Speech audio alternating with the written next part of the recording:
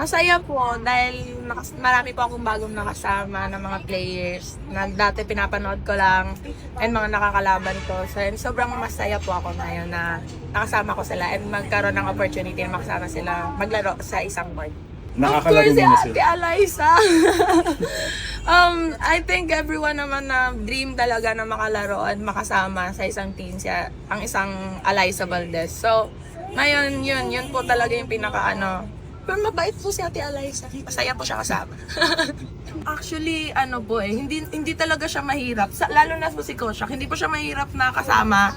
I mean, mahirap yung training, pero all in all, mabait po siyang coach and maano talaga, may pakialam siya sa mga players niya. Kaya ayan, I mean, may pakialam, may care po siya, coach to players. So ayan, so masaya naman po. Lagi naman po nilang sinasabi na lang talaga, mag-focus sa trabaho. Like sabi nga ni Ate Jov, pressure is a privilege. It means na nandito ka, kaya ay may capabilities ka na mag-represent ng